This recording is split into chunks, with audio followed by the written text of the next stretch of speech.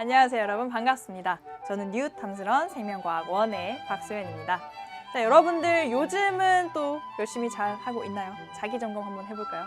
선생님 이제 중간중간 한 번씩 초심 얘기를 하는데 지금 또 해야 될 타이밍이 된 것 같아서 4단원 앞부분 들어보니까 나 좀 들어본 내용이고 별로 안 어려운데? 괜찮은데? 이렇게 생각했던 친구들, 왜냐하면 이번 시간부터 막 그래프가 쏟아져 나오거든요. 그리고 지금 배우는 개체군과 다음에 배울 군집, 이 부분이 거의 이제 빈출 부분이라고 생각하시면 됩니다. 그래서 이 부분에 대해서 공부를 열심히 해야 되니까 다시 원래 처음에 마음가짐을 회복하고 그 다음에 열심히 강의 듣도록 할게요. 지금 옆에 핸드폰 나와 있는 친구들은 핸드폰 일단 끄시거나 다른 데 눈에 안 보이는 데다 두시고 같이 선생님 강의에 집중해 보도록 하겠습니다. 자, 그래서 조금 전에 선생님이 얘기했듯이 오늘은 같이 개체군에 대해서 배울 거예요. 그래서 개체군의 정의에 대해서는 지난 시간 마지막에 잠깐 정의를 했었는데, 그래서 구체적으로 한번 살펴봅시다. 그래서 오늘 여러분과 같이 공부할 내용, 그 학습 포인트 먼저 점검해 볼까요? 짠! 여기 보시면 오늘의 학습 포인트입니다. 그래서 뭐가 쭉 많아요. 요즘 좀 이렇게 많지 않았었는데 쭉 많은데 하나하나 또 우리가 그 도장 깨기 하는 것처럼 격파를 해 나갑시다. 그래서 개체군의 특성에 대해서 알아볼 거예요. 일단 개체군에 대한 정의를 먼저 해야겠죠. 그 다음에 개체군의 여러 가지 특성들을 알아볼 건데, 이게 좀 이 부분에 대해서 여러분들이 좀 어려움을 토로하는 게 뭐냐면, 지금까지 앞부분 내용, 3단원까지 내용은 뭐가 쭉 연결이 되는 내용이었고 그런 느낌이었어요. 근데 이 4단원 같은 경우는 좀 토막토막 나 있는 느낌입니다. 이렇게 부분 뭐 우리가 처음에 배웠던 첫 번째 강의도 그랬고, 그 4단원의 첫 번째 강의 이런 식으로 내용이 좀 나눠져 있는 느낌이라서 여러분들이 좀 어려워하는데, 그래도 하나하나 내용을 좀 짚어나가 볼게요. 그래서 밀도라는 것이 무엇인가? 개체군의 밀도를 증가시키고 감소시키는 요인은 무엇이 있는가? 그런 것들 알아보고요. 그다음에 생장 곡선과 생존 곡선을 공부를 할 거예요. 이게 용어가 비슷하다 보니까 여러분들이 많이 헷갈리거든요. 어떤 게 생장 곡선이고 어떤 게 생존 곡선일까? 근데 그거 헷갈리지 않도록 선생님이 이따가 확실하게 정리를 좀 해드리겠습니다. 자, 그 다음에 네 번째로 개체군의 연령 분포. 연령에 따라서 개체수가 어떻게 구성이 되어 있는지 그 분포를 확인하는 그런 피라미드 형태를 좀 확인해 볼 거고요. 다섯 번째, 개체군의 주기적인 변동이다. 개체군이 왜 변동되지? 뭔가 성격이 변하나? 애들이 좀 감정 기복이 있는 건가? 뭐가 변동하는지에 대해서 이따가 살펴볼게요. 그 다음에 이 밑에 또 새로운 주제, 개체군 특성의 하나의 주제면 그 다음 주제, 개체군 내에서 일어나는 상호작용에는 어떤 것들이 있는지, 이렇게 5가지의 주조를 해서 여러분들 소개를 할 건데, 지금 이거 자체로도 문제로 출제가 될 수가 있지만 단독으로는 잘 나오지 않고요. 이 다음에 배울 군집에서 군집 내 개체군 간의 상호작용, 그거랑 연결지어서 많이 비교를 하거든요. 그래서 그런 식으로 기초를 다져놓는다라고 생각하시면 될 것 같습니다. 자, 그러면 이 내용은 나중에 차례차례 좀 확인해보고 우리가 저쪽 가운데로 이동해서 판서를 통해서 내용을 알아볼게요. 자, 이쪽으로 와 보시죠. 자, 일단 우리 오늘의 주제는 뭐다? 주인공은 누구다? 바로 개체군이다. 개체군에 대해서 일단 정의를 해볼게요. 근데 우리가 1단원에서부터 뭔가를 정의하자라고 하면 이렇게 2가지 키워드를 모두 충족을 해야 되는 경우들이 좀 종종 있었죠. 예를 들면 이런 거예요. 물질대사. 또 2가지 키워드가 있었는데 뭐였어요? 어디서 일어나는? 생물체 내에서 일어나는 화학적인 변화. 이게 이제 물질대사였고, 그 다음에 2단원에서는 뭐가 있었죠? 상동염색체. 뭐가 있었어요? 모양과 크기가 같은데 하나는 모기, 하나는 부계로부터 받은 거. 이런 식으로 2가지 키워드가 이제 함께 붙어서 하나의 정의를 이루는 경우가 있었어요. 근데 지금 개체군도 역시 마찬가지로 2가지 키워드를 모두 만족을 시키셔야 됩니다. 자, 일단 어디 사는지, 서식 지역이 어때야 될까? 바로 한 지역에서 함께 생활하는 집단이어야 해요. 한 지역에서 생활해야 된다. 이거는 뭐 비슷한 말로 일정 지역이라든지 일정 지역 또는 동일 지역, 뭐 이런 식으로 다양하게 표현할 수 있는데, 이게 같은 의미라는 거를 이해만 하시면 됩니다. 자, 한 지역에서 함께 생활하는 어떤, 뒤에는 뭐가 들어갈까요? 그렇죠. 같은 종의 개체, 무리, 뭐 집단, 뭐 여러 가지 표현할 수 있겠죠. 같은 종으로 이루어진 개체 무리, 같은 지역에서 생활해야 되고요. 같은 종으로 이루어진 개체들의 무리가 바로 개체군이다. 이렇게 이해하시면 되겠습니다. 이 2가지를 모두 만족해야 된다. 자, 그러면 개체군에 대해서 우리가 첫 번째로 알아볼 주제가 뭐였어요? 개체군의 밀도였죠. 밀도에 대해서 한번 알아봅시다. 우리가 밀도다. 자, 개체군의 밀도죠. 밀도는 보통 어떻게 나타낼까요? 우리가 평소에 이런 말 쓰잖아요. 뭐 인구 밀도, 그쵸? 인구 밀도는 뭘 얘기하는 거예요? 어떤 지역에서 얼마만큼의 사람이 사는가. 그래서 인구 밀도가 높으면 사람이 그만큼 그 지역에서 많이 살고 있다는 얘기고, 그 면적당 따져봤을 때. 그래서 그거랑 똑같은 거예요. 우리 사람도 이제 개체군이라고 볼 수가 있으니까. 자, 그래서 밀도를 계산하는 방법은 서식하는 공간의 면적, 서식 공간의 면적분의 뭐가 되겠어요? 그 개체군 내의 개체수. 뭐 다른 개체군까지 하는 건 아니고 그 개체군 내의 개체수. 이렇게 계산하면 개체군의 밀도가 나와요. 이렇게 하면 뭐가 나요? 단위 면적이나 단위 부피당 얼마만큼의 개체들이 서식하는가. 서식하는 개체의 수가 나오죠.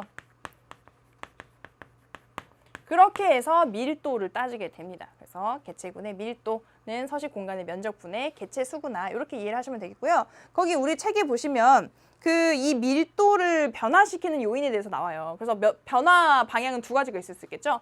밀도가 증가하는 경우도 있겠고요. 그다음에 밀도가 감소하는 경우도 있겠죠.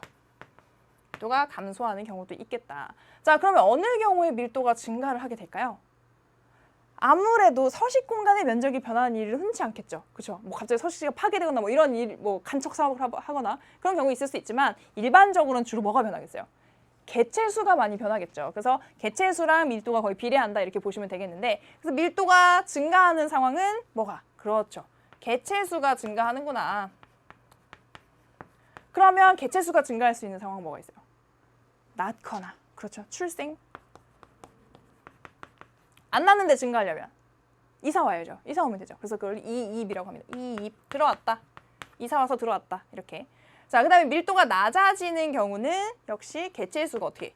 개체수가 감소하는 그런 상황이면, 그러면 출생의 반대는 사망이 되겠죠. 사망하거나 죽거나, 그 다음에 이입의 반대는 이출. 이사해서 나가는 거. 이출. 이런 사건이 있으면 밀도가 감소한다라고 여러분들이 이해하실 수가 있겠습니다. 이게 첫 번째, 개체군에 대한 하나의 특성을 얘기하는 개체군의 밀도예요. 그래서 만약에 똑같은 종이라도 어떤 공간에서 서식하느냐에 따라서 뭐 밀도가 다를 수 있겠죠. 뭐 넓은 공간인지 좁은 공간인지. 그래서 그 개체군마다 좀 이제 같은 종이어도 좀 달라질 수 있는 그런 특징이 있습니다. 그래서 개체군의 밀도에 대해서 첫 번째로 살펴봤고요. 그 다음에 우리가 살펴봐야 될 주제 뭐가 있습니까? 두 번째로는 개체군의 생장 곡선을 같이 알아봐야 될 텐데, 자, 그럼 이거 치워볼까요? 치우고 생장 곡선에 대해서 정리해볼게요. 자, 개체군의 생장 곡선이다.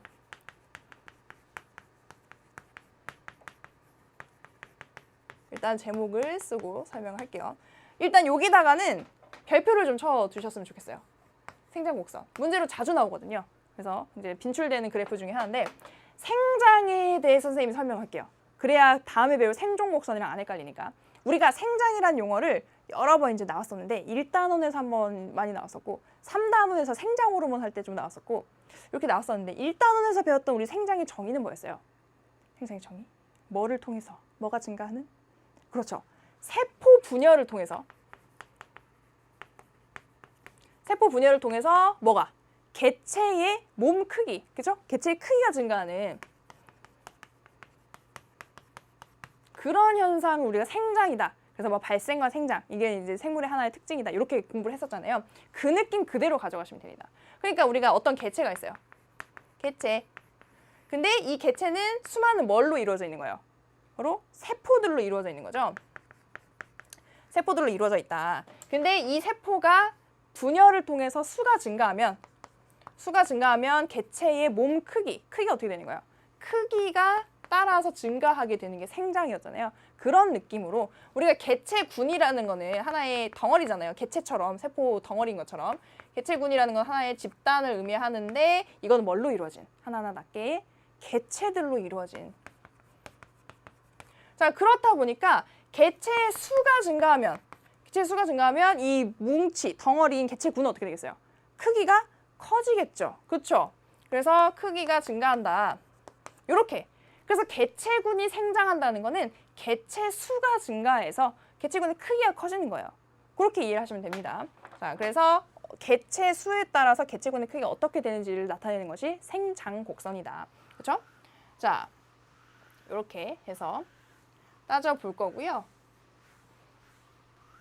자, 그러면 이 생장곡선이 어떻게 나타나는지를 보기 전에 선생님이 조금 전에 얘기했던 거를 여기다가 이렇게 써놓고 넘어가도록 할게요. 개체군의 크기라는 것은 곧 뭐다? 곧 뭐다? 개체 수를 의미한다. 그 개체군을 이루는 개체 수를 의미한다. 개체군의 크기는 개체 수를 의미한다. 그래서 그 다음에 이제 우리 그래프를 볼 때도 그런 느낌을 가지고 접근하시면 되겠습니다. 자, 그러면 저쪽으로 꼬고 해볼까요?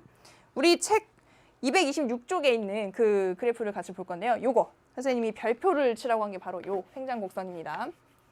자, 일단 우리가 그 축을 먼저 확인해야 그래프를 정복할 수 있다고 그렇게 얘기했었는데 X축은 뭐예요? 시간의 흐름입니다. 시간. 근데 이 시간 단위가 뭐 초일까, 분일까, 뭐 1시간, 2시간일까? 뭐 생각을 좀 해보세요. 여러분들 나름대로 머리를 좀 굴려가지고. 자, 이 시간이 흐르면서 개체수가 어떻게 변화하는지를 살펴보고 싶은 거예요. 그렇죠? 그래서 Y축은 개체수를 의미한다. 개체수라는 건 다른 말로 표현하면 개체군의 크기가 되겠죠. 개체군의 크기 이렇게 표현할 수 있겠습니다. 자, 그러면 우리가 지금 여기 곡선이 두 가지가 나오는데요. 첫 번째는 뭐냐면 이론적인 생장곡선이라고 표현이 되어 있어요. 이론적 생장곡선. 형태를 봤을 때 시간이 지남에 따라서 개체수가 증가하는데 정말 하늘 높은 줄 모르고 이렇게 쭉 올라가는 기하급수적인 그런 증가 양상을 보여주고 있습니다. 이것이 바로 이론적인 생장곡선이에요. 그런데 앞에 이론적이 붙었다. 이론적으로. 넌 연애를 이론으로만 배웠구나. 이런 얘기는 무슨 얘기예요? 뭔가 현실과 다르다는 얘기죠. 그럼 현실은 어떻냐? 실제 생장곡선이 바로 이 현실을 나타내는 거라고 생각하시면 되겠습니다. 자, 실제 생장곡선을 보니까 초반엔 비슷해요. 초반엔 비슷한데 어떻게? 그 뒤로 가면 갈수록 얘만큼 따라가지 못하죠. 점점 그 증가 추세가 감소되면서 어떤 값에 수렴하는 것을 여러분들이 볼 수가 있을 겁니다. 그래서 이게 실제로 키워보면 이렇더라. 이론적으로 생각했을 때는 우리가 뭐 얘를 낳는데 얘네가 또 각각을 낳고 자손을 낳고 하다 보면 기하급수적으로 증가를 해야 될 것 같지만 실제는 왜 그걸 따라가지 못할까라고 생각을 해보면 뭐 때문이에요? 누구 때문인가요? 바로 이 그래프에 나와 있는 뭐 때문에? 환경 저항 때문에. 환경 저항 때문에 이게 이만큼 이제 차이가 나타나게 되는 거죠. 자, 그럼 환경 저항이라는 게 뭘까요? 우리가 말 그대로 환경이 저항이에요. 왜 환경이 저항이에요? 막 안 돼! 막 이런 식으로 막 우리가 태클을 거는 건 아니고 그런 식으로 막 직접적으로 하는 건 아닌데 이렇게 개체수가 증가하면 증가할수록 우리가 서식지의 면적은 정해져 있잖아요. 그리고 먹이의 양이라든지 뭐 우리가 가용한 자원들이 다 한정이 돼 있는데 이렇게 개체수가 증가하면 그런 것들이 부족하게 되는 거예요. 이 안에 있는 개체군 안에 있는 개체들 사이에 경쟁이 일어나게 되고 뭔가 이렇게 밀도가 증가하면 증가할수록 전염병이라든지 이런 것들이 창궐하게 되고 그래서 그런 것들이 다 환경 저항에 해당이 되는 겁니다. 그래서 이런 환경 저항이 존재하기 때문에 이 실제 생장 곡선이 이 이론적 생장 곡선을 따라가지 못하게 되는 그런 양상을 보여주고 있는 거죠. 그래서 이 이론적 생장 곡선은 우리가 이 형태를 뭐라고 부르냐면 J자형 그래프다 라고 얘기를 하고요. 이렇게 올라가잖아요. 그다음에 실제 생장 곡선은 무슨 자형? S자형. 약간 좀 이게 많이 누웠지만 S자형이라고 표현합니다. S형 생장 곡선이다. 이렇게 표현을 하기도 하고요. 자, 그다음에 뭐 이 차이는 환경 저항에 의한 것이다. 방금 얘기한 거고 여기 보면 하나의 그 용어가 더 있죠. 이렇게 실제 생장 곡선이 이렇게 증가를 하다가 쭉 가다 보면 이제 어떤 지점에서 이렇게 쭉 일정한 양상을 보이거든요. 물론 이게 환경 저항이 더 커진다면 이게 다시 감소할 수도 있겠지만 어느 정도 일정한 수준을 유지하게 됩니다. 이 값에 수렴을 하게 되는데 그 값이 바로 환경 수용력이에요. 환경 수용력의 의미가 뭐예요? 여러분들 책에 정리가 되어 있지만 그 서식 환경에서 최대로 수용할 수 있는 그 개체의 수를 의미해요. 그 서식 환경에서 최대로 수용할 수 있는 개체수, 그걸 바로 환경 수용력이라고 얘기를 하는 거죠. 만약에 환경 저항이 더 강해진다면 환경 수용력이 더 감소하겠죠. 뭐 그런 식으로 조절이 될 수가 있는 겁니다. 그래서 이런 그래프 형태 여러분들 꼭 확인하시고요. 거기 그 책에 있는 내용들도 한번 쭉 꼼꼼히 읽어보시고 그래서 굉장히 자주 나올 수 있는 그런 그래프의 형태다라는 거 알아두시면 되겠습니다. 자, 그 다음에 우리가 개체군의 생존 곡선을 같이 살펴볼 거예요. 생장 곡선과 생존 곡선은 어떻게 다를 것인가? 그래서 그 내용에 대해서 다음 그림 보면서 살펴보도록 하겠습니다. 그런데 그 전에 우리가 더 알아보기를 한번 봐야겠죠. 여러분들 책 넘겨보시면 227페이지에 더 알아보기가 있는데 그 그래프를 한번 확인해 볼게요. 이 그림하고 한번 비교를 해보도록 하겠습니다. 짠! 자, 뭔가 축이 좀 많이 늘어져 있는 그런 느낌이 나지만 이건 뭐예요? 인간이라는 개체군의 생장 곡선을 그린 거예요. 인간이라는 개체군은 도대체 크기가 어떻게 증가하고 있는가라고 봤을 때 여기 기원전 6,000년부터 쭉 시작했어요. 여기까지는 거의 비슷비슷했습니다. 좀 증가하긴 했지만 그래도 큰 차이는 없었는데요. 갑자기 여기서 아주 그 J자형 그래프를 보듯이 쭉 증가하는 거 보여주고 있어요. 거의 이론적 생장 곡선 같은 그런 형태를 보여주고 있죠. 근데 요즘에는 이게 좀 둔화되고 있다고 하긴 해요. 거기 설명을 살펴보면 둔화되고 있긴 하지만 그래도 굉장히 이 증가 추세가 가파르다. 그러면 사람 같은 경우에는 우리가 살고 있는 지구는 뭔가 무한정한가요? 자원이 전혀 부족하지 않고 서로 쓰기에 부족함이 없어서 이렇게 증가를 하고 있는 것인가? 왜냐하면 사람은 환경 저항을 기술로 극복하고 있는 거예요. 그래서 예를 들어서 서식 공간이 부족해. 그럼 어떻게 하는 거예요? 아파트를 짓는 거죠. 위로 올라가면 되잖아. 그다음에 먹을 게 부족해. 그러면 뭔가 유전자 변형을 해가지고 더 많이 이렇게 먹을 수 있는 그런 작물들을 만들어내고, 그렇죠? 좁은 공간에 효율적으로 고에너지를 낼 수 있는 이런 것들을 만들어내고. 그래서 지금까지는 기술로 어떻게 요거를 극복하고 있지만 지금 상태로 가면 우리도 곧 어디에? 환경 수용력에 도달할 것이다. 더 이상 증가하지 못하고. 그 환경 수용력에 도달하게 되면요, 이렇게 그래프가 이렇게 되잖아요.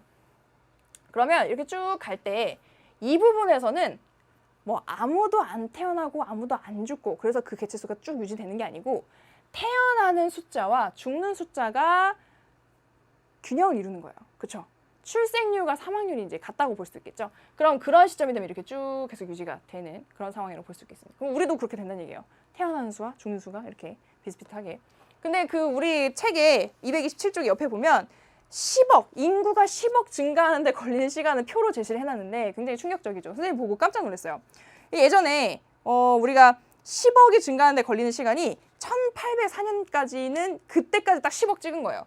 1804년 한 이 정도, 그죠? 이때 가까스로 10억이라는 인구를 만들었는데 1927년에 20억, 1960년에 30억 이런 식으로 12년 만에 10억씩 계속 증가하고 있는 그런 상태입니다. 그래서 지금 70억 넘은 그런 상황. 그래서 굉장히 기하급수적으로 증가하고 있구나.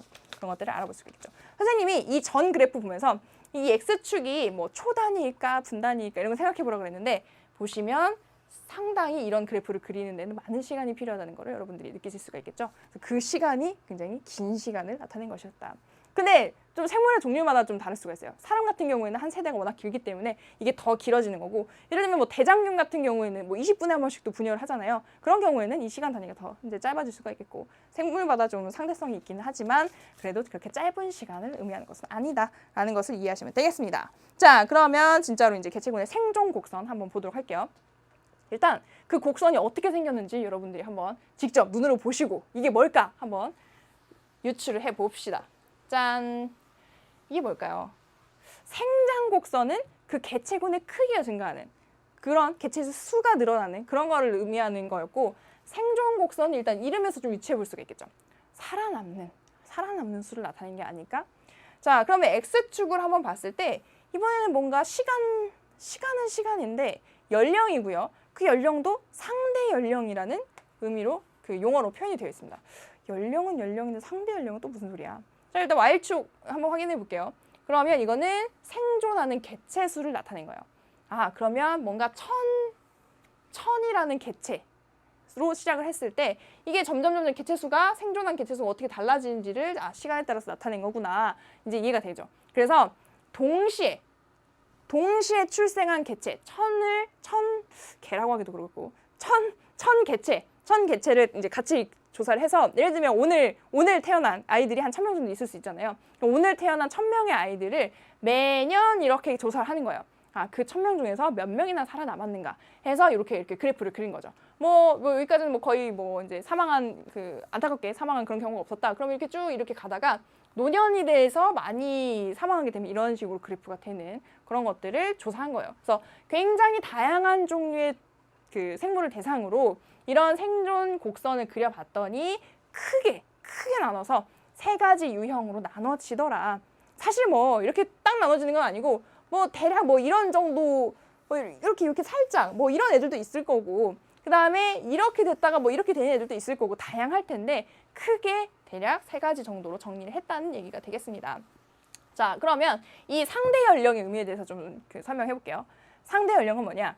이 굉장히 다양한 종류의 생물을 이렇게 같은 선상에 놓고 비교를 하고 싶은데 예를 들어서 우리 같은 경우는 수명이 뭐 80살, 100살이야. 근데 뭐 하루살이, 그죠? 그다음에 뭐 모기, 뭐 이런 애들은 너무 수명이 짧다 보니까 같이 비교를 하기가 어려운 거예요. 그래서 이 어떤 생물이든 걔네의 수명을 그냥 100으로 놓는 거예요. 그래서 만약에 모기나 뭐 하루살이 같은 경우는 여기서 끝나겠지만 그냥 절대적인 수명을 했을 때 그거를 그냥 쭉 늘린 거죠. 늘려서 처음 시작점과 끝점을 맞춰서 같이 비교를 해보자. 그럼 만약에 하루살이 같은 경우는 정말 하루 산다라고 가정했을 때 여기 이제 중간중간에 몇 시간 단위가 될 수가 있는 거고 사람 같은 경우는 이제 이게 진짜 100살을 사는 사람 같은 경우에는 뭐 10년, 20년 이렇게 될 수가 있는 거고 그래서 상대 연령이라는 표현을 씁니다. 이게 학생들이 상대값이라는 그 앞에 용어가 붙으면 굉장히 어려워하더라고요. 그래서 우리 예전에 상대라는 거 붙은 거 뭐 배웠었어요? 2단원에서 DNA 상대량 량에 대해서 공부한 적 있었죠. 그래서 이게 DNA 절대량이라고 하면 뭐 실제로 뭐 몇 그램, 몇 미리그램 뭐 이렇게 절대적인 수치를 나타내야 되는 건데 상대량 같은 경우에는 그냥 이 값을 기준으로 해서 뭐 몇 배인지 그렇게 나타내는 게 상대량이었잖아요. 그래서 비교를 위한 값이다라고 생각하시면 되겠습니다. 자, 그럼 이제 구체적인 내용 한번 볼게요. 본격적으로. 자, 보시면 1형, 2형, 3형 크게 세 가지 종류로 나눠집니다. 그럼 이 1형 같은 경우는 여러분들이 분석을 해봤을 때 어때요? 상대 연령의 초반, 그러니까 우리가 그 살아가는 중에 초반에는 거의 이제 사망하는 개체가 없고 어떻게 거의 생리적인 수명을 다 하게 되면 자기의 주어진 수명을 거의 다 하게 되면 그 노년에 이렇게 사망률이 높아지는 그런 경우를 보일 수 있는 게 1형이죠. 1형. 1형에 해당되는 거 여러분들 딱 떠오르는 거 사람이 1형이잖아요. 사람이나 대형 포유류 같은 것들. 대형 포유류. 자, 사람이나 대형 포유류는 이런 그래프를 보여줍니다. 근데 왜 이런 그래프가 나타나는 걸까요? 뭐 초반에 이런 사람이나 대형 포유류가 어릴 때 워낙 강하고 튼튼해서? 그건 아니겠죠. 부모의 보살핌이 있기 때문이에요. 이런 종류의 생물들 같은 경우에는 일단 굉장히 자손을 적게 낳습니다. 적게 낳고 이제 굉장히 철저하게 보살피는 거죠. 뭐 먹이도 물어다 주고 그다음에 뭐 외부의 침입으로부터도 지켜주고 뭐 그런 식으로 유년기에 지켜주기 때문에 여기서 생존율이 굉장히 높고요. 그러니까 사망률이 적고요. 그다음에 갈수록 이제 크면 자기 몸을 자기 스스로 방어할 수 있으니까 이런 시기에는 뭐 그렇게 자기 힘으로 자력으로 살아남고 점차 이렇게 건강이 악화되면서 그렇게 해서 사망률이 높아지는 그래프를 볼 수 있습니다. 자, 그러면 2형은 뭐예요? 2형 어떤 특징이 있습니까? 뭐에 상관없이 그렇죠. 연령에 상관없이 뭔가 같은 비율로 계속 이제 이렇게 죽어나간다고 표현할 수 있는 계속 이제 같은 비율로 사망해 나가는 그렇게 연령과 사망률이 상관이 없는 그런 종류의 생물을 우리가 2형이라고 표현하게 됩니다. 예시로는 다람쥐, 설치류, 다람쥐, 히드라 게임 캐릭터가 아니고요. 다람쥐, 히드라. 자, 요런 종류가 2형. 그래서 연령에 상관없다. 자, 그다음에 3형과 1형은 거의 반대의 형태를 보여주고 있죠. 1000개체가 동시에 나왔는데 그날 뭐 같은 날 1000개체가 이제 출생을 했다. 근데 거의 초반에 다 사망하게 됩니다. 그래서 3형 같은 경우는 초반에 거의 사망하고 근데 일부 살아남은 애들이 거의 끝까지 가는 그런 모습을 볼 수가 있어요. 그래서 3형은 주로 대표적인 예시가 굴이 있습니다. 굴형이라고 얘기하는데요. 굴 같은 경우에는 얘네들은 왜 초반에 이렇게 사망을 많이 하는 거예요? 굴이나 어류. 왜 죽는 거예요? 얘랑 반대가 되겠죠. 그러니까 부모가 보살피지 않는 거예요. 왜 보살피지 않을까? 너무 한꺼번에 많은 자손을 뿌리는 겁니다. 막 몇천 개, 몇만 개의 알을 한꺼번에 이제 뿌리는 거죠. 그럼 그거 어떻게 다 이렇게 자기 품에 끼고 있을 거예요. 그리고 굴 같은 경우에는 이동성이 없다고 봐야 되잖아요. 부착 생활을 하기 때문에. 그러면 얘가 이제 막 뛰어다니면서 막 내 굴 잡아먹지 마, 내 새끼 잡아먹지 마 이렇게 할 수는 없는 거죠. 그래서 이제 보호가 안 된다. 자식에 대한 보호가 안 된다. 그래서 초반 사망률이 굉장히 높은데 굴은 살아남았어요, 일단. 그러면 껍데기가 있잖아요. 그래서 찰싹 달라붙어서 굉장히 오래 이렇게 수명을 지속하는 일부가 살아남아서 오래가는 그런 형태를 보여주고 있습니다. 자, 이렇게 해서 생존 공성은 크게 세 가지로 나눌 수 있다. 그런데 가끔 보면 뭐 이런 문제도 나와요. 보통 이렇게 되는 게 맞는데 사슴 같은 경우도 보통 이래야 되는데 이게 개체군별로 생존 곡선을 달리 나타낼 수 있잖아요. 그러니까 개체군이라는 얘기는 종은 같더라도 서식 환경이 다르면 이게 또 다르게 나타날 수 있다는 얘기예요. 그래서 어떤 문제에서는 사슴이 어떤 지역에서는 생존 곡선이 이렇게 나타나더라. 그래서 이게 왜 그럴까? 뭐 이런 거 분석하게 만드는 그런 문제도 있었습니다. 근데 그 문제에서는 여기서 이제 뭐 먹이 등이 갑자기 부족해져가지고 갑자기 그 기근이 들어서 뭐 그런 식으로 설명하고 있는 그런 그래프도 볼 수가 있다. 자, 근데 우리 책에는 이거 말고 그 옆에 무슨 곡선도 같이 있나요? 바로 사망률 곡선도 같이 나와 있어요. 그러니까 이게 개체수가 변하는 이렇게 줄어드는 거에는 사망도 있을 수 있고 이출도 있을 수 있잖아요. 근데 만약에 이출에 영향이 없이 거의 사망에 의해서 이렇게 그 곡선이 나타난다면 어떻게 사망률을 나타낼 수 있을 것인가? 이렇게 해서 여러분들이 직접 한번 책을 보지 않고 한번 그려봤으면 좋겠어요. 그래서 X축은 마찬가지로 상대 연령이 되겠고요. 상대 연령 50, 100 이렇게 잡고 여기는 이번에 생존 개체수가 아니고 뭐가 되겠어요? 사망률이 되겠죠. 사망률 그래프니까. 자, 그러면 한번 해봅시다. 1형 생물 같은 경우에는 1형이다. 그러면 사망률 곡선 어떻게 되겠어요? 자, 연령이 낮을 때 사망률이 높아요, 낮아요? 굉장히 낮죠. 거의 이제 사망하는 개체가 없는. 그러면 처음에는 굉장히 낮은 사망률을 보이다가 언제? 상대 연령이 이제 끝으로 가면 갈수록 이렇게 증가를 해야 되잖아요. 그래서 이 그래프는 이런 식으로 나타날 겁니다. 1형. 이게 이제 끝값이면 이게 1형의 그래프다. 이렇게 여러분들 실제로 그려볼 수 있겠죠. 그럼 3형은 어떻게 될까요? 3형. 언제 사망률이 높아요? 그렇죠. 언제? 처음에 태어났을 때. 사망률이 높으니까 그럼 여기서 어디서 시작해야 될까? 요 정도에서 이제 기준점을 잡으면 여기서 점점 어떻게 되는? 점점 감소하는. 그래서 이렇게 끝으로 갈수록 사망률이 떨어지는 이런 그래프를 같이 그려볼 수가 있겠죠. 여기 이제 50이 맞았으면 참 좋았을 텐데 그리다 보니까 여기 50이라고 이제 봐주고 그렇죠? 이렇게 이게 무슨 형? 3형. 3형 생물의 그런 그래프가 되겠다. 여기 보시면 3형은 공교롭게도 이 생존 곡선과 사망률 곡선이 이제 같은 형태를 나타내고 있는 거 볼 수 있고요. 그럼 2형은 어떻게 될까요? 2형. 이런 거 은근 또 헷갈려하는 친구들이 있는데 2형 같은 경우에는 연령에 상관없이 사망률이 일정하죠. 그럼 어떻게 그려야 돼요? 이런 식으로 쭉 그려야 됩니다. 자, 이렇게. 이게 2형의 그래프다. 우리가 항상 이렇게 뭐 그 등가 속도 이렇게 해가지고 속도와 시간 그래프 그려놓고 이거를 가속도를 그려봐라 하면 이런 식으로 일자로 쭉 나오잖아요. 그런 느낌. 기울기가 일정하기 때문에 이렇게 쭉 가는. 그래서 이렇게 사망률 그래프를 곡선을 그려볼 수가 있다 하는 것도 여러분 스스로 찾아보셨으면 좋겠습니다. 자, 이렇게 얘기를 해봤고요. 넘겨보세요. 잠시만요. 여기서 한 가지 선생님이 또 해주고 싶은 얘기가 있는데 또 여러분들 이제 해석하는데 좀 어려움을 겪는 별건 아닌데 얘가 이렇게 쭉 처음에 떨어지니까 사명이 뭔가 1형보다 애들을 적게 낳나? 뭐 이런 생각을 또 반대로 하는 친구들이 있어요. 이건 무슨 소리예요? 아니에요. 한 부모가 낳는 자손의 수는 이쪽이 훨씬 많아요. 일반적으로. 이쪽은 굉장히 적은 수를 낳는다 그랬잖아요. 근데 지금 처음 시작이 같은 수의 그 이제 출생한 그 자녀들을 대상으로 했기 때문에 그냥 걔네들이 1000마리로 시작했으면 떨어지는 값이 이게 이제 그 감소율이 크다라는 걸 보여주고 있는 거지 전체 개체수하고는 상관이 없습니다. 이거는 그냥 그 비율적으로 나타낸 것이니까요. 그렇게 해석하는 친구들도 있더라고요. 자, 그러면 넘겨보시고요. 이제 개체군의 연령 분포에 대해서 같이 알아보도록 하겠습니다. 개체군의 연령 분포는 뭘까? 연령별로 뭐가 분포하는 거예요? 그렇죠. 개체수가 분포하는 거죠. 연령에 따라서 분포하는 개체수를 이런 식으로 나타낸 겁니다. 이렇게 그래프, 바 형태로 나타낸 거죠. 근데 여기 보면 뭐 남성, 여성 이런 표현을 한 걸로 봐서 우리가 이제 사람을 기준으로 하나의 예시를 보여줬다고 생각하실 수 있을 것 같아요.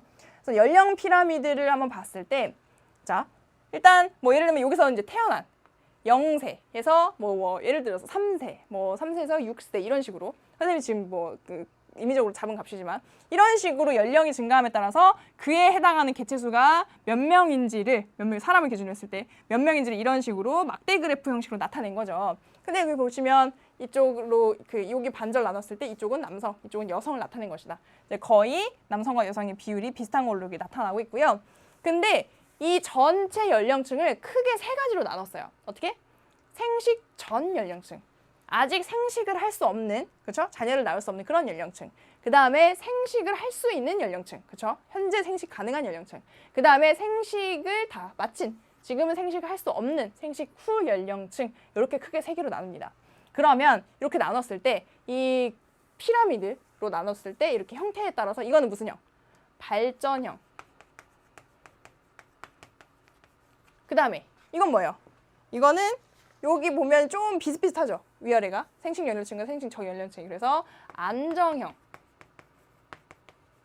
이건 뭐예요? 오히려 거꾸로 밑에가 더 좁고 여기가 더 이렇게 증가되는 그런 모습이죠. 그러면 얘는 쇠퇴형이라고 부릅니다. 왜 얘는 쇠퇴형이라고 부를까요? 전체적으로 설명을 하면 지금 현재 상황은 이런 모양이에요. 근데 이 연령 피라미드가 갖는 중요한 의미는 이 앞으로 미래에 이 개체군이 어떻게 될지를 어떻게 예측할 수 있다. 여기 조금 위를 잡아주시면 예측할 수 있다는 점이 중요한 점이에요. 이 연령 피라미드. 그래서 봅시다. 지금 현재는 생식 전 연령층이 이만큼 더 많고 생식 연령층에 해당하는 것들이 이제 각 연령대에 이렇게 조금씩 줄어드는 거 보여주고 있잖아요. 이게 왜 발전형이냐? 시간이 지나면 발전할 예정이기 때문에, 그렇죠? 시간이 지나면 이 생식 전 연령층이 어디로? 이 생식 연령층으로 곧 들어오게 될 거거든요. 이렇게 조금씩 시간점이 이렇게 한 칸씩 올라가겠죠. 그랬을 때 생식 연령층이 많아지면 그 다음에 생식 전 연령층도 많아지게 되겠죠. 이런 식으로 점점 이 개체 수가 증가할 거기 때문에 발전형이다. 개체군의 수, 개체 수, 그다음에 개체군의 크기가 증가할 예정이기 때문에 발전형이다. 이거는 뭐예요? 여기랑 비슷하니까, 그렇죠? 이대로 올라와도 거의 비슷하게 현상 유지하겠네. 그러니까 안정형이네. 그 다음에 여기는 이게 올라오면 오히려 생식 연령층이 줄어드니까 곧 이제 개체군의 크기가 감소하는 그런 쇠퇴형으로 분류할 수 있겠다라고 이렇게 얘기를 하고 있는 그런 그래프입니다. 그래서 이건 언제 많이 봤어요, 여러분? 그 사회 시간에, 그렇죠? 인구의 그런 증감을 예상할 때 이런 거를 그려가지고 실제로 예측해보는. 그래서 우리는 요즘 뭐 여기 어디 있다고 해서 걱정 많이들 하시잖아요. 그래서 그런 식으로 우리가 활용을 해볼 수가 있을 것 같습니다. 세 가지 종류가 있다 하는 거 별로 어려운 내용은 아니죠. 자, 그 다음에 228쪽에 보시면 이제 또 다른 하나의 그 개체군의 특성인데요. 개체군의 주기적 변동에 대해서 같이 알아볼 예정입니다. 개체군의 주기적인 변동. 자, 그러면 이제 그림을 확인하기 전에 일단 좀 끄고 개체군의 주기적 변동이라는 얘기는 무슨 말이냐면 또 뭐가 변동한다는 거예요. 개체군의 크기가 변동한다는 거죠. 그렇죠? 개체군의 변동이다.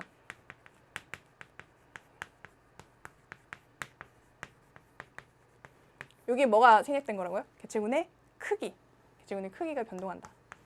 이건 무슨 말이라고요? 같은 의미로 그렇죠. 개체 수가 뭔가 변화하는 것을 의미한다. 자, 그러면 이 개체군이 변하는 걸 원인에 따라서 좀 나눠볼 수가 있는데요. 이 생물을 둘러싼 무기 환경.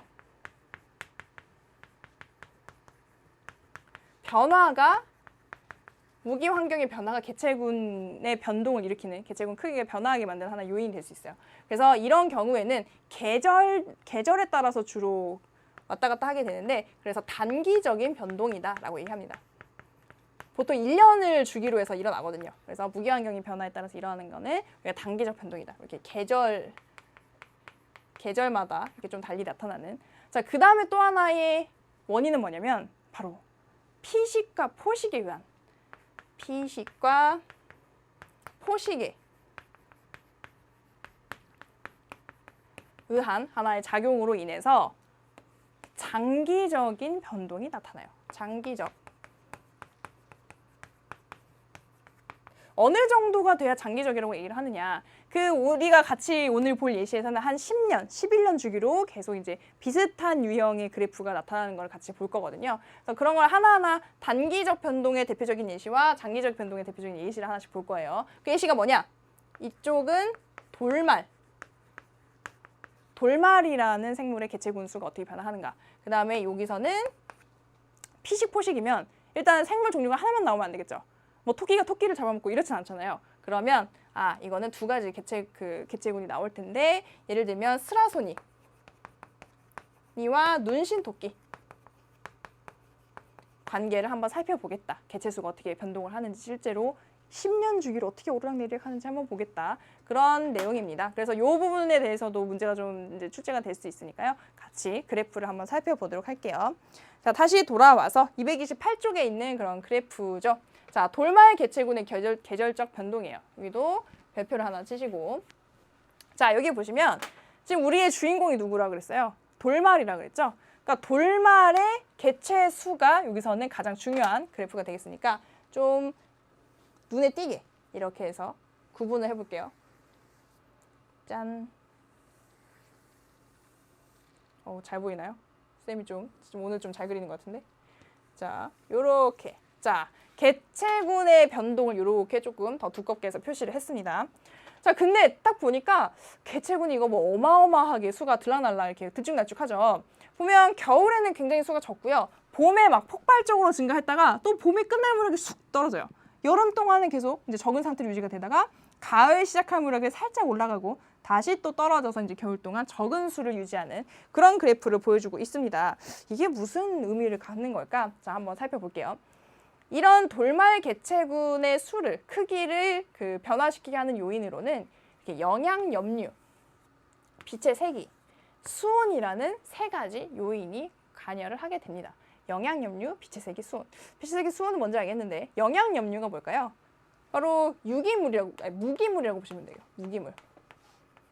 무기물. 무기양분이라고 표현할까요? 무기양분. 우리가 돌말 같은 경우에도 광합성을 할 수 있는 생산자에 속하거든요. 그러니까 이 광합성을 할 수 있다는 얘기는 자기가 무기물을 바탕으로 해서 뭘 만들어내는? 유기물을 만들어내는 종류의 생물이기 때문에 그 재료가 된다고 볼 수 있는 이 무기양분은 어느 정도 필요를 합니다. 그래서 그거를 충분히 공급을 해줘야 되는데 그 무기양분의 양에 의해서도 제한을 받게 되고 그다음에 빛의 세기와 수온에 의해서도 또 달라지게 된다. 이런 세 가지 삼박자가 다 맞아야지만이 우리 개체군이 이렇게 증가하는 거를 앞으로 볼 수가 있을 거예요. 자, 그럼 계절별로 한번 나눠서 살펴봅시다. 겨울인데요. 겨울에는 도대체 왜 돌말 개체군이 이렇게 적은 걸까요? 왜? 뭐 때문에? 요인을 찾아보자면 영양 염류는 충분해. 너무 많아서 문제일까? 근데 그거보다는 뭐가? 빛의 색이나 수온이 굉장히 낮죠. 겨울이니까 아무래도 춥잖아요. 그래서 여기 겨울에는 빛의 세기와 수온이 제한 요인이 되어서 개체군 증가를 막는구나. 이렇게 해석을 할 수가 있을 겁니다. 자, 그러면 봄에는 갑자기 왜 이렇게 초봄에 증가하는 거예요? 여기까지. 왜 증가하는 걸까? 그렇죠? 뭐가 슬슬 올라가니까. 빛의 색이랑 수온이 봄 들어서 점점 올라가니까 이게 쭉 이렇게 폭발적으로 증가하는 거 볼 수가 있겠죠. 그렇죠? 지금 여기 있는 이제 삼박자가 맞은 그런 상태. 쭉 증가를 해요. 그런데 여기서 또 급격하게 떨어집니다. 이 돌말, 이 나약한 녀석. 왜 이렇게 많이 증감을 크게 하는 거야? 자, 그러면 왜 떨어지는 것일까? 봤더니 빛의 색이랑 수온은 계속 올라가고 있는 상태니까 얘네는 아닌 것 같아요. 뭐가? 영양 염류가 감소했죠. 왜 감소할까요, 도대체? 그렇죠. 뭐가? 돌말이 이게 이제 증가하면서 영양 염류를 사용하잖아요. 그러니까 주변에 있는 영양 염류의 양이 줄어드는 거예요. 그러면 더 이상 가용한 영양 염류가 없기 때문에 여기서는 또 감소하게 되는 거죠. 우리가 배웠던 거 한번 점검해 볼까요? 적용을 한번 해볼까요? 이 상황에서 빛의 세기와 수온에 의해서 돌말 개체군이 증가하지 못하는 거는 작용과 반작용, 상호작용 중에 어떤 것에 해당될까요? 뭘까? 환경에 의해서 제한되는 거니까 작용의 하나의 예시라고 볼 수가 있겠죠. 근데 여기서 지금 돌말 개체군이 급격하게 증가함에 따라서 영양염류의 양이 줄어드는 거, 이거는 뭐에 해당될까요? 그렇죠. 생물이 지금 환경에 영향을 미친 거니까 이거는 반작용의 하나의 예시라고 또 볼 수가 있겠습니다. 이런 식으로 앞뒤를 또 연결해 볼 수가 있다는 얘기예요. 자, 그 다음에 지금 여기서 늦봄 무렵에 이렇게 다시 돌말 개체군이 감소했어요. 이때는 이유가 뭐라고요? 영양염류가 부족해서. 자, 근데 이건 우리가 여기서는 간단하게 그냥 돌말이 이제 자라면서 돌말 개체군이 증가하면서 이게 다 써가지고 없어진다라고 표현하지만 실제로 생태계에서는 이게 이제 점점 이제 강수량도 많아지고 그렇다 보니까 이제 쓸려 내려가는 것도 있고 여러 가지 요인이 가능하지만 여기서는 단순하게 그냥 돌말 개체군이 증가해서 다 써버렸기 때문이다라고 설명을 하게 됩니다. 자, 그러면 여름 동안에는 계속 영양염류의 양이 적어요. 그래서 영양염류의 양이 여기서는 제한 요인이 되어서 계속 적은 수의 개체군을 이제 개체 수를 유지하다가 갑자기 조금 올라가죠. 왜? 영양염류가 갑자기 조금 도입이 되거든요. 그래서 얘가 올라가면 그에 따라서 올라갑니다. 근데 그 이후에 영양염류는 계속 증가해요. 그러면 이제 다시 또 삼박자가 맞겠구나. 올라가면 되겠네 했는데 또 떨어지죠. 왜요? 이번에는 또 빛의 색이랑 수온이 이제 좀 자라볼까 하니까 얘가 다시 가을을 맞아서 떨어지기 시작했어요. 그러니까 이게 또 제한 요인이 되어서 여기가 다시 개체 수가 줄어드는 그런 양상을 보여주고 있습니다. 그래서 이렇게 굉장히 다이나믹하게 1년을 주기로 올라갔다 내려갔다 올라갔다 내려갔다 하는 걸 보여주는 게 돌말 개체군의 계절적인 변동이에요. 계절에 따라서. 그래서 이거는 1년 단위이기 때문에 비교적 단기적인 변동이다라고 얘기를 하게 되는 거죠. 자, 그러면 단기적인 거 봤으니까 장기적인 거 봐야겠죠? 짠, 여기 봅시다. 보시면요. 눈신토끼와 스라소니의 개체수 변동이에요. 얘네 둘을 봤을 때 피식과 포식에 의한 그런 관계라고 했는데 누가 피식자고 누가 포식자겠어요? 눈신토끼가 막 뛰어가가지고 깡총깡총 뛰어서 스라소니 앙 해서 이제 목을 물고 막 그런 건 상상이 안 되잖아요. 그래서 스라소니가 뭐 포식자. 그 다음에 눈신토끼가 그렇죠 피식자. 이렇게 일단 관계를 정립을 해둡시다. 그 다음에 여기를 보시면 연도가 나와요. 그러니까 시간의 흐름이죠. 시간의 흐름에 따라서 굉장히 얘네들도 개체수가 크게 오르락내리락 들쭉날쭉 하는 거 보여주고 있어요. 그럼 이 보라색으로 나타나는 게 눈신토끼의 그래프고요. 이렇게 그 초록색, 어떻게 얘기해야 되죠? 민트색으로 나타나는 게 스라소니 그래프인데요. 경향성을 잘 보시면 눈신토끼 수가 증가하잖아요. 그러면 조금 뒤늦게 스라소니 수가 증가해요. 왜? 스라소니는 눈신토끼를 먹는데 지금 얘가 늘어났다는 얘기는 먹이가 많아졌다는 얘기니까 살만해졌다는 얘기죠. 그러니까 이렇게 뒤늦게 증가합니다. 그런데 얘가 증가하다 보면 어떻게 돼요? 먹혀가지고 눈신토끼 수가 줄어들죠.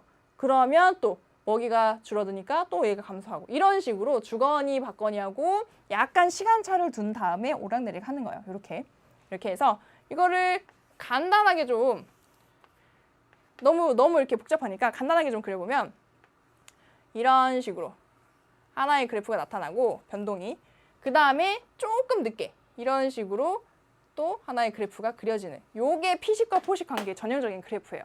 그래서 뭐가 피식자고 뭐가 포식자예요? 아무래도 먼저 증가하고 먼저 감소하는 것이 피식자. 그 다음에 조금 한 박자 늦게 증가하고 감소하는 것이 포식자. 그래서 이렇게 둘이 조금 격차를 두고 오르락내리락 하는 그래프를 보면 아 이거는 피식 포식 관계구나 이렇게 이해하시면 됩니다. 자 이렇게 정리를 하고요. 근데 어떤 학생이 이걸 보고 이런 질문을 했어요. 예를 들어서 어떤 부분을 찾아볼까요? 뭐 요 부분을 보시면 자 여기랑 여기를 비교를 해보자. 그러면 지금 스라소니가 누구보다 눈신토끼보다 수가 더 많잖아요, 선생님. 이러면 당연히 눈신토끼가 다 잡아먹혀서 멸종해야 되는 거 아니에요? 이렇게 기회가 주어지지 않고. 근데 여러분들 선생님이 얘기했죠. 이렇게 양쪽에 축이 있는 경우에 잘 봐라. 읽어줄 때. 잘 보면 눈신토끼 수는 여기서 읽어줘야 돼요. 한 뭐 30 정도 된다. 이제 넉넉 잡고 30 정도, 30 곱하기 1000마리 이렇게 해서 읽어주는데 여기 스라소니는 여기서 읽어줘야죠. 그러면 한 이 정도. 5 정도죠. 5. 그러니까 이게 축 자체가 다르기 때문에 여러분들이 이런 그래프를 볼 때 실수하지 않았으면 좋겠습니다. 이렇게 해서 개체군의 주기적 변동까지 같이 얘기를 해봤고요. 이제 마지막으로 무슨 얘기를 할 거냐면 개체군 내에 일어나는 상호작용에 대해서 얘기를 할 거예요. 아마 오늘 내용에서 여러분들이 좀 주의 깊게 봐야 될 부분이 아닌가 싶습니다. 그렇지만 내용이 어렵진 않으니까 간단하게 여기다가 단서로 정리를 하고 마무리를 할게요. 자, 제목은 개체군 내의 상호작용이에요. 자, 개체군 내 상호작용이라는 거를 다른 말로 바꿔보면 동종 간, 같은 종 간에 일어나는 상호작용이다 라고도 표현할 수 있습니다. 같은 의미죠. 자, 그런 상호작용에는 크게 5가지로 나눌 수가 있다. 첫 번째, 텃세. 두 번째, 뭔가요? 리더제. 순위제 먼저 얘기할까요? 순위제. 비교하기 위해서. 세 번째, 리더제. 네 번째, 사회생활. 다섯 번째, 가족생활. 자, 이렇게 얘기를 하는데요. 보통 5번째는 잘 얘기하지 않지만 우리 책에 소개가 되어 있으니까. 그런데 이미 그 제목에 다 무슨 내용인지 다 이해가 돼요. 그래서 텃세는 다른 말로 해서 세력권이라고 얘기를 해요. 그래서 우리가 막 동물의 왕국 이런 거 보면 자기 구역에 들어오면 막 화내고, 그죠? 막 경고하고 이런 거 보여주잖아요. 자, 그래서 이 전체적으로 개체군 내의 상호작용은 불필요한 싸움을 막습니다. 같은 종으로 이루어진 집단에서는 싸움을 많이 하고 경쟁이 심화될수록 서로한테 손해거든요. 그런 불필요한 싸움을 막는 방법으로 이런 방법들을 이용한다라고 보시면 될 것 같아요. 그래서 뭐 하는 거예요? 자기 구역을 설정하는 거예요. 넘어오지만 않으면 안 싸우는 겁니다. 그래서 개체군을 적절히 이제 분사시키는 효과가 있는 게 터세예요. 그래서 자기 채취를 남긴다든지 이제 뭐 소변을 봐서 이렇게 구역 영역 표시를 하는 거 그런 거 어때? 그래서 치타나 뭐 까치나 뭐 이런 부류가 여기 속한다고 얘기를 하죠. 그래서 예시만 몇 가지 알아두시면 됩니다. 그래서 순위제는 뭐예요? 말 그대로 순위를 매기는 거죠. 1등부터 꼴등까지 다 순위가 매겨져 있는 거예요. 처음에 한번 싸워가지고 그렇게 순위를 만들어 놓으면 다음부터는 이제 밥 먹을 때, 뭐 배우자를 그 짝짓기를 할 때 이럴 때 그냥 그 순위에 따라서 이렇게 흘러간다. 그래서 이제 불필요한 경쟁을 막게 되는 그런 겁니다. 리더제는 뭔가요? 순위제랑 좀 비슷한 점이 있는데 하나의 우두머리가 있는 거예요. 그거는 맞습니다. 우두머리가 있어요. 그런데 그 우두머리 그 밑에 나머지 부류는 다들 평등한 그런 관계. 그래서 리더를 제외하고 나머지 구성원들은 순위가 정해져 있지 않다. 그런 점에서 순위제랑 조금 구분이 되는 거죠. 그리고 순위제 같은 경우에는 서열을 어떻게 힘으로 정하는데 이 리더는 어떻게 뽑느냐? 이제 경험이 좀 많다든지 더 지혜롭다든지 이런 개체를 리더로 이제 뽑게 되는 거죠. 그래서 기러기들이 이렇게 줄지어서 갈 때 하나의 리더를 두잖아요. 그런 경우 리더제에 해당이 됩니다. 그다음에 사회생활은 뭘까요? 선생님이 이제 저번 시간에 문제풀이하면서 약간 설명했었는데 이걸 다른 말로 했을 때 분업이라고도 할 수 있거든요. 분업. 예를 들면 꿀벌, 개미 이런 경우들 자기의 역할이 철저하게 나눠져 있어요. 심지어 꿀벌이랑 개미는 어떤 종류가 생식을 할 것인지 생식을 담당하는 계층이 따로 정해져 있어요. 그 다음에 뭐 아기를 돌보는, 그러니까 알을 돌보는 그런 부류, 그 다음에 뭐 나가서 먹잇감을 가져오는 그런 부류, 생식을 담당하는 부류 이런 식으로 철저하게 나누어져 있어서 만약에 이런 개체들은 하나를 따로 떨어뜨려 놓으면 생존하기가 어렵습니다. 거의 이제 뭐 이게 자기가 하는 역할이 너무 명확하게 제시가 되어 있기 때문에 그래서 이런 부류도 있다 하는 거. 그다음에 가족 생활하고 사회 생활하고 약간 여러분들 헷갈릴 수 있는데 가족 생활은 말 그대로 혈연을 이루고 있는 그 한 무리의 가족이 같이 생활하는 거예요. 예를 들면 뭐 있어요? 사자나 호랑이나 이런 거. 이게 몇 마리의 그 그룹을 이루어서 생활을 하죠. 그래서 가족 생활과 사회 생활의 다른 점은 그렇게까지 철저하게 분업이 되어 있지는 않고 가족 단위로 그냥 같이 생활하는 거를 가족 생활이라고 한다. 이렇게 얘기하시면 되겠습니다. 그래서 선생님이 앞에서도 얘기했듯이 자, 요거 각각이 단독으로 시험 문제로 나오기는 어렵고요. 예를 들면 이런 거예요. 지금 개체군 내의 상호작용, 다른 말로 동종 간의 상호작용 얘기했잖아요. 이 다음 이제 지나고 나면 다음 강의에서 개체군 간의 상호작용, 이종 간 상호작용을 배울 거예요. 거기도 이제 이런 여러 가지 종류가 있거든요. 그거랑 섞어 놓는 거예요. 어떤 하나의 사례를 주고 그 보기 중에서 요 두 가지를 적절히 섞어서 구분해낼 수 있는지 그 정도로 여러분들에게 주니까 요 내용을 이름을 보고 또는 예시를 보고 어떤 상호작용이구나 그 정도를 이해해낼 수 있으면 되는 그런 수준이다라고 보시면 되겠습니다. 별로 어렵지 않죠? 그냥 지금 요거를 이렇게 묶어가지고 암기를 하시면 헷갈리지 않을 것 같아요. 자, 이렇게 해서 오늘 여러 가지 내용 같이 공부를 해봤는데 여기서 가장 중요하다고 할 수 있는 내용은 아무래도 개체군의 생장곡선이에요. 생장곡선의 의미는 꼭 여러분들이 이해를 하시고 그 다음에 학교에서 시험 문제를 내기 좋은 거는 아까 봤던 주기적 변동이라든지 이런 그래프를 해석해낼 수 있는가 이런 것들이 물어볼 수 있으니까 그런 부분에 초점을 맞춰서 복습을 하시면 되겠습니다. 그리고 상호작용은 뭐 명칭과 예시들을 그렇게 매치시킬 수 있으면 되는 그런 정도로 좀 어렵지 않다라고 여러분들이 보시면 될 것 같아요. 자, 그러면 오늘도 고생 많이 하셨고요. 오늘 배운 내용들 여러분들 다시 한번 되새김질 하시고 그 되새김질 한 내용 중에서 조금 의문이 가는 내용이나 제가 잘 이해를 하고 있는지 모르겠어요. 점검해 주세요 하는 부분이 있으면 수강후기 게시판에 얼마든지 이렇게 올리셔도 되겠습니다. 자, 그러면 다음 시간에는 이 개체군 부분에 대한 문제풀이로 만나도록 할게요. 문제 미리 꼭 풀어보시고요. 풀어본 다음에 채점까지 하고 같이 선생님 만나도록 하겠습니다. 자, 고생 많이 하셨습니다.